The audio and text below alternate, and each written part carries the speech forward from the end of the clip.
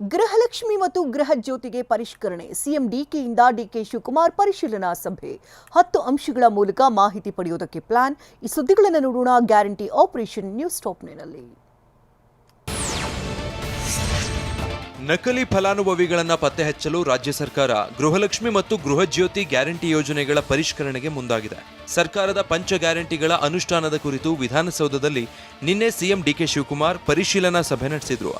ಯಾವುದೇ ಕಾರಣಕ್ಕೂ ಗ್ಯಾರಂಟಿ ಯೋಜನೆಗಳು ಅನರ್ಹರ ಪಾಲಾಗಬಾರ್ದು, ದುರುಪಯೋಗಕ್ಕೆ ತಡೆ ಹಾಕಲೇಬೇಕು, ಆದರೆ ಒಬ್ಬನೇ ಒಬ್ಬ ಅರ್ಹ ಫಲಾನುಭವಿಗೆ ತೊಂದರೆ ಆಗಬಾರ್ದು ಅಂತ ಸಿಎಂ ಕಟ್ಟಪ್ಪಣೆ ಮಾಡಿದ್ದಾರೆ. ಗೃಹಲಕ್ಷ್ಮಿ ಯೋಜನೆಯ ಹಣ ಫಲಾನುಭವಿಗಳ ಖಾತೆಗೆ ಜಮೆಯಾದ ತಕ್ಷಣ ಅವರ ಮೊಬೈಲ್ಗೆ ಧ್ವನಿ ಸಂದೇಶ ಮೂಲಕ ಖಚಿತಪಡಿಸಬೇಕು ಎಂದು ಸಿಎಂ ಡಿಕೆ ಶಿವಕುಮಾರ್ ಸಲಹೆ ನೀಡಿದ್ದಾರೆ. ಗ್ಯಾರಂಟಿ ಯೋಜನೆಯ ಹಣ ಜಮೆಯಾಗುವ ಬ್ಯಾಂಕ್ ಖಾತೆಗಳು ಕರ್ನಾಟಕ ರಾಜ್ಯದಲ್ಲಿ ಮಾತ್ರ ಇರಬೇಕು. ಇತರೆ ರಾಜ್ಯಗಳಲ್ಲಿರುವ ಖಾತೆಗಳಿಗೆ ಹಣ ಹೋಗ್ತಾ ಇರೋದು ಪತ್ತೆಯಾದರೆ ತಡಿಬೇಕು. ರಾಜ್ಯದ ಯೋಜನೆಗಳು ನಮ್ಮ ರಾಜ್ಯದ ಫಲಾನುಭವಿಗಳಿಗೆ ಮಾತ್ರ ಸಿಗಬೇಕು. ಹೊರ ರಾಜ್ಯಗಳ ಮತದಾರರಿಗೆ ಯೋಜನೆಯ ಲಾಭ ಆಗ್ತಾ ಇರೋದನ್ನು ತಡಿಬೇಕು ಎಂದು ಸಿಎಂ ಸೂಚನೆ ಕೊಟ್ಟಿದ್ದಾರೆ. ಒಂದೇ ಖಾತೆಯಲ್ಲಿ ಹಲವು ಫಲಾನುಭವಿಗಳು ಗೃಹಲಕ್ಷ್ಮಿ ಹಣ ಪಡಿತಾ ಇದ್ದಾರೆ. 3 ಲಕ್ಷ ಖಾತೆಗಳಿಗೆ ಒಟ್ಟು 60 ಕೋಟಿ ಈ ರೀತಿ ಜಮೆಯಾಗಿದೆ ಅಂತ ಮಹಾ ಲೆಕ್ಕ ಪರಿಶೋಧಕರ ವರದಿ ಹೇಳಿದೆ. ಒಬ್ಬರೇ ಹಲವು ಖಾತೆಗಳನ್ನು ನೋಂದಾಯಿಸಿರುವ ಬಗ್ಗೆ ವರದಿಯಲ್ಲಿ ಉಲ್ಲೇಖ ಆಗಿರುವ ಕುರಿತು ಸಿಎಂ ಮಾಹಿತಿ ಪಡ್ಕೊಂಡ್ರು. ಹಿಂದೆ ಪಡೆದ ಅರ್ಜಿಗಳಲ್ಲಿ ಉಲ್ಲೇಖ ಆಗಿರುವ ಅಂಶಗಳ ನೈಜತೆ ಬಗ್ಗೆ ಪರಿಶೀಲನೆ ನಡೆಸದಿರುವ ಬಗ್ಗೆಯೂ ಪ್ರಸ್ತಾಪ ಆಯಿತು. ಮೃತ ಫಲಾನುಭವಿಗಳ ಖಾತೆಗೂ ಗೃಹಲಕ್ಷ್ಮಿ ಹಣ ಜಮೆ ಆಗ್ತಾ ಇರೋದು ಪತ್ತೆಯಾಗಿದೆ. ಈ ರೀತಿ ದುರುಪಯೋಗ ಆಗಬಾರ್ದು ಎಂದು ಸಿಎಂ ಖಡಕ್ ಆಗಿ ಹೇಳಿದ್ದಾರೆ. ಹಲವು ಫಲಾನುಭವಿಗಳು ಬ್ಯಾಂಕ್ ಸಾಲ ಪಡೆದಿರ್ತಾರೆ. ಸಾಲದ ಖಾತೆಗೆ ಗೃಹಲಕ್ಷ್ಮಿ ಹಣ ಜಮೆಯಾದ ತಕ್ಷಣ ಸಾಲದ ಮೊತ್ತಕ್ಕೆ ಜಮೆ ಆಗಿಬಿಡುತ್ತೆ. ಈ ಕಾರಣಕ್ಕೆ ಕೆಲವು ಫಲಾನುಭವಿಗಳು ಖಾತೆ ಬದಲಾಯಿಸಿರ್ತಾರೆ. ಅಂತಹ ಫಲಾನುಭವಿಗಳಿಗೆ ತೊಂದರೆ ಆಗಬಾರ್ದು ಎಂದು ಸಿಎಂ ಡಿಕೆ ಶಿವಕುಮಾರ್ ಅಧಿಕಾರಿಗಳಿಗೆ ಸೂಚಿಸಿದ್ದಾರೆ.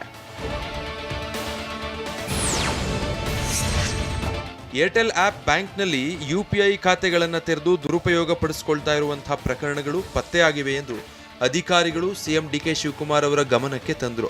ಮರಣ ಹೊಂದಿದ ಫಲಾನುಭವಿಗಳ ಸಂಖ್ಯೆ ಸಕಾಲದಲ್ಲಿ ದೊರೆಯದಿರೋ ಬಗ್ಗೆ ಇಕೆವೈಸಿ ಹಾಗೂ ಬ್ಯಾಂಕ್ ಖಾತೆ ನಿಷ್ಕ್ರಿಯವಾಗಿರುವ ಫಲಾನುಭವಿಗಳ ಬಗ್ಗೆಯೂ ಚರ್ಚೆ ನಡೆಯಿತು.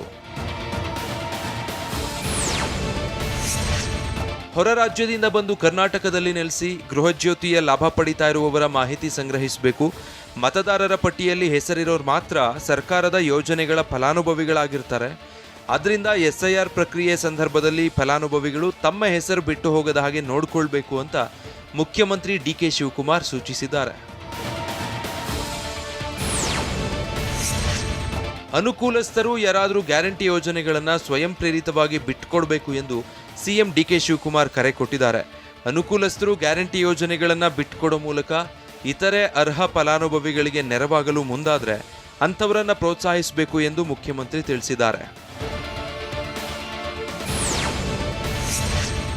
ಗೃಹಜ್ಯೋತಿ ಮತ್ತು ಗೃಹಲಕ್ಷ್ಮಿ ಯೋಜನೆಗಳಿಗೆ ಮರು ಅರ್ಜಿ ಕರೆಯೋ ಬದಲು ಫಲಾನುಭವಿಗಳ ದಾಖಲೆಗಳನ್ನು ಮರುಪರಿಶೀಲಿಸಲು ಸರ್ಕಾರ ಮುಂದಾಗಿದೆ. ಅಧಿಕಾರಿಗಳು ಮನೆ ಮನೆಗೆ ತೆರಳಿ ಸರ್ವೆ ಮಾಡಲಿದ್ದಾರೆ. ಈ ವೇಳೆ ಅಗತ್ಯ ದಾಖಲಾತಿಗಳನ್ನು ಫಲಾನುಭವಿಗಳು ಒದಗಿಸಬೇಕಾಗುತ್ತೆ. ಮನೆ ಯಜಮಾನಿ ಹೆಸರು, ಪಡಿತರ ಚೀಟಿ ಸಂಖ್ಯೆ, ಮಂಜೂರಾತಿ ಪತ್ರ ಸಂಖ್ಯೆ, ಬ್ಯಾಂಕ್ ಖಾತೆ, ಮನೆ ವಿಳಾಸ, ಮತದಾರರ ಗುರುತಿನ ಚೀಟಿ ಸಂಖ್ಯೆ, ಆಧಾರ್ ಸಂಖ್ಯೆ, ಪತಿಯ ಮಾಹಿತಿ, ಯಾವ ಜಾತಿ, ಮೊಬೈಲ್ ಸಂಖ್ಯೆ, ಹೀಗೆ 10 ಅಂಶಗಳ ಮೂಲಕ ಸರ್ಕಾರ ಮಾಹಿತಿ ಪಡೆಯಲು ಮುಂದಾಗಿದೆ. ಇನ್ನು ಶಕ್ತಿ ಯೋಜನೆಗೆ ಸ್ವೈಪ್ ಅಥವಾ ಟ್ಯಾಪ್ ರೀತಿಯ ಕಾರ್ಡ್ ಇರಬೇಕಾ ಅನ್ನೋದರ ಬಗ್ಗೆ ಚಿಂತಿಸಲಾಗ್ತಾ ಇದೆ.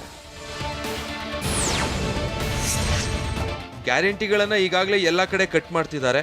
15ರಿಂದ 20 ಲಕ್ಷ ಫಲಾನುಭವಿಗಳನ್ನು ತೆಗೆಯುವ ಕುತಂತ್ರ ನಡೆದಿದೆ ಎಂದು ಪ್ರತಿಪಕ್ಷ ನಾಯಕ ಆರ್ ಅಶೋಕ್ ವಾಗ್ದಾಳಿ ನಡೆಸಿದ್ದಾರೆ. ಈ ಸರ್ಕಾರಕ್ಕೆ ಪಿಂಚಣಿ ಕೊಡೋ ಯೋಗ್ಯತೆ ಇಲ್ಲ ಅಂದರೆ ಸರ್ಕಾರ ಪಾಪರಾಗಿದೆ ಎಂದರ್ಥ. ಬರಗಾಲಕ್ಕೆ ಹಣ ಬಿಡುಗಡೆ ಮಾಡಲು ಸರ್ಕಾರದ ಬಳಿ ದುಡ್ಡಿಲ್ಲ ಎಂದು ಡಿಕೆಶಿ ವಿರುದ್ಧ ವಾಗ್ದಾಳಿ ನಡೆಸಿದ್ದಾರೆ.